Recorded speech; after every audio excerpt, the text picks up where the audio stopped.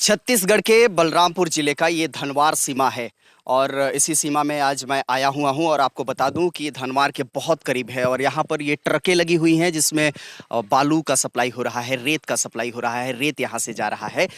ये चूंकि मैं बताना चाहता हूँ, बहुत दिनों से लगातार ये खबरें तो आ ही रही हैं। आप सबको पता भी होगा कि धनवार के रास्ते से अवैध रूप से यूपी में यहाँ से रेत भेजा जा रहा है और ये ट्रकें लगी हुई हैं। आपको ये तस्वीर साफ नज़र आ रहा होगा, आप देख रहे हैं।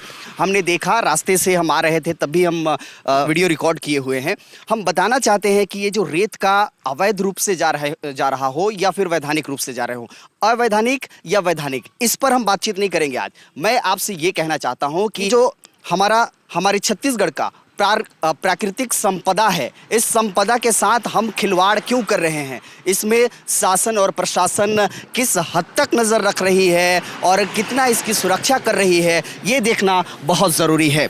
ये भी कहना चाहता हूँ कि बघेल साहब, आप सीएम के कुर्सी पर बैठे हैं और छत्तीसगढ़ की जनता आपको इसलिए बैठाई है कि आप छत्तीसगढ़ की प्राकृतिक संपदा का रक्षा करें, सुरक्षा करें। ऐसे नहीं कि यहाँ से अदर राज्य में, दूसरे राज्यों में इसकी सप्लाई हो, भेजा जाए। अगर इसी तरीके से रेत का सप्लाई लगातार जारी रहेगा तो आने वाले दिनों में हमारे छत्तीसगढ़ के वासी क्या करेंगे? हमारे छत्तीसगढ़ के वासियों के लिए उपयोग करने के लिए कुछ बचेगा नहीं। इसीलिए आप इस तरह का जो धंधा चल रहा है, चाहे वो वैधानिक रूप से हो या अवैधानिक हो, ये जो रेत का व्यापार चल रहा है, ट्रक जाती रहती हैं लगातार, इस रास्ते से यूपी को सप्लाई किया जाता है। छत्तीसगढ़ के अलग अलग हिस्सों से रेत का जो व्यापार है वो चल रहा है। आपको साफ तौर पर दिखाना चाहूँगा, ये एक बार फिर से दोहराना चाहूँगा, छत्तीसगढ़ के बलरामपुर जिले का ये धनवार का क्षेत्र है, यूपी और छत्तीसगढ़ का सीमा इलाका है, सीमावर्ती क्षेत्र है और बहुत करीब हैं हम।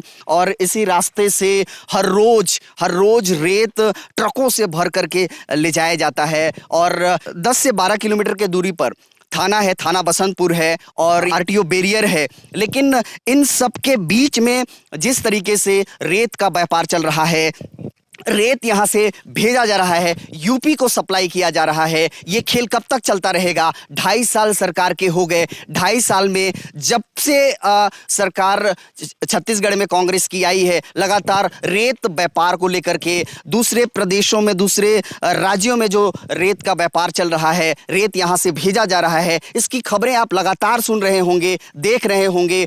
चाहे वो इलेक्ट्रॉनिक मीडिया हो, प्रिंट मीडिया हो, इस तरह से खबरें संचालित होती है। लेकिन हम आज ये बात करना चाहते हैं कि वैधानिक रूप से ही अगर जा रहा हो तो हमारे छत्तीसगढ़ से हमारी प्राकृतिक संपदा दूसरे प्रदेशों में, दूसरे राज्यों में क्यों जाएगा और हम क्यों जाने देंगे? यहाँ की जनता देख रही है, समझ रही है। इसलिए बघेल साहब, आपको सतर्क रहना होगा, हमारे छत्तीसगढ़ की प्राकृतिक संपदा की रक्षा करनी होगी और इस तरह से आप इसकी छूट बिल्कुल न दें, क्योंकि आने वाले 2023 के चुनाव में आपको साफ साफ पता चल जाएगा यहाँ की क्षेत्र की जनता समझदार है, जागरूक है और उनके साथ, उनके भविष्य के साथ खिलवाड़ करना बिल्कुल नागवार गुजरेगा आपके लिए। तो हम इसी अपेक्षा और इसी उम्मीद के साथ कि छत्तीसगढ़ में कांग्रेस की जो सरकार है, उस सरकार की आंखें खुले और आने वाले दिनों में जो ये रेत का व्यापार चल रहा है, रेत दूसरे प्रदेशों में भेजा जा रहा है, इस पर अंकुश लगाया जाए, इस पर कंट्रोल किया जाए, बल्कि हमारे प्राकृतिक संपदा को किसी तरह से दोहन न किया जाए।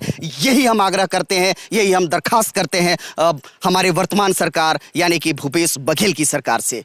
देखते रहिए डीडी रियल मीडिया।